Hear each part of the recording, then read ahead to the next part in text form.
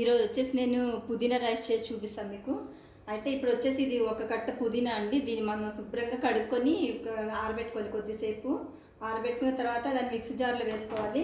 తర్వాత మనం దాంట్లో పుదీనా దాంట్లోకి 2 పచ్చిమిర్చి ముక్కలు, ఇంకా చిన్న అల్లం ముక్క, వెల్లుల్లిపాయలు వేసుకొని గ్రైండ్ చేసుకుందాం. మనం ఇప్పుడు పుదీనా మొత్తం దీంట్లో మిక్సీలో వేసేసుకుంటాను.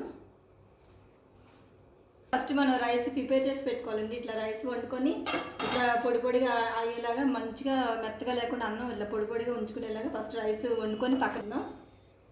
ఇప్పుడు ఇది మిక్సీ జార్లో మనం ఇది పుదీనా, పచ్చిమిర్చి, వెల్లుల్లిపాయలు, ఇంకా అల్లం ముక్కలు అన్నీ వేసి మిక్సీ గ్రైండ్ చేసుకుందాం.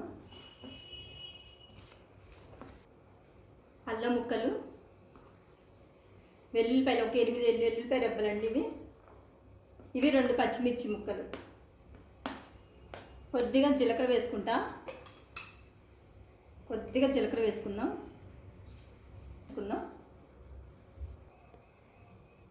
ఇట్లాగా పేస్ట్లా పట్టుకోవాలండి. దీన్ని మిక్సీలో కొంచెం ఇట్లాగా మరీ మెత్తగా కాకుండా కొంచెం ముక్కలు ముక్కలుగా ఉన్నట్టు ఇట్లా ఆకు తగలాలి. దీన్ని పక్కన పెట్టేసుకొని ఇప్పుడు ఫస్ట్ ఆయిల్ వేసుకుందాం. దీంట్లో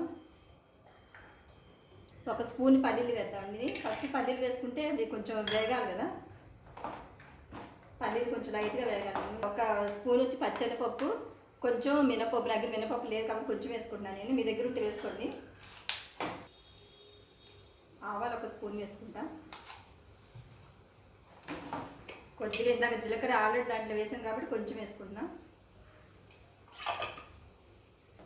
ఒక 2 పచ్చిమిరపకాయలు ఇలా చీల్చుకున్నానండి. తర్వాత 2 ఎండుమిరపకాయలు తీసుకున్నాను.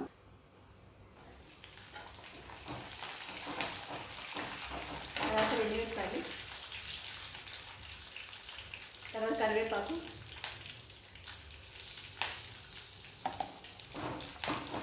దీంట్లోనే 1 స్పూన్ పసుపు కూడా వేస్తారండి.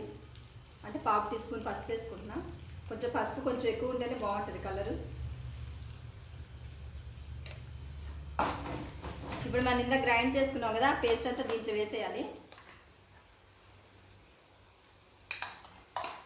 బాగా కలుపుకోవాలండి. ఇది మొత్తం దీంట్లో ఉన్న వాటర్ అంతా పోయి కొంచెం ఆయిల్ పైకి వచ్చినంతసేపు మనం దీన్ని వేపుకుంటూ ఉండాలి. ఒక 2 నిమిషాలు. ఉప్పు కూడా దీంట్లో వేసేస్తాను. అన్నానికి సరిపడి ఉప్పు.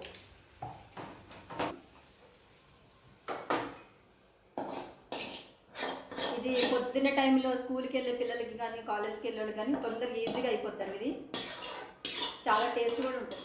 మీరు ఒకసారి ట్రై చేయండి. ఇంట్లో మంచిగా కలర్ఫుల్గా వస్తుంది చూడండి, ఎల్లో గ్రీన్ కలర్లో. రెడీ అయిపోయిందండి పుదీనా రైస్ రెడీ. ఎప్పటికైనా రైస్ చాలా పొడి పొడిగా ఉండాలండి, అలా ఉంటే చాలా టేస్ట్ బాగుంటుంది. ఇంత ఈజీగా తొందరగానే అయిపోతుంది. ఇది పొద్దున్నే స్కూల్కి వెళ్ళే పిల్లలకి కానీ, కాలేజ్కి వెళ్ళే వాళ్ళు కానీ ఈజీగా తొందరగా అయిపోతుంది అన్నమాట. అయితే ఈ వీడియో మీకు నచ్చిందని అనుకుంటున్నా. నచ్చినట్లయితే లైక్ చేయండి, షేర్ చేయండి, సబ్స్క్రైబ్ చేసుకోండి. పక్కన బెల్ కొట్టడం మాత్రం మర్చిపోమాకండి. ఓకేనా?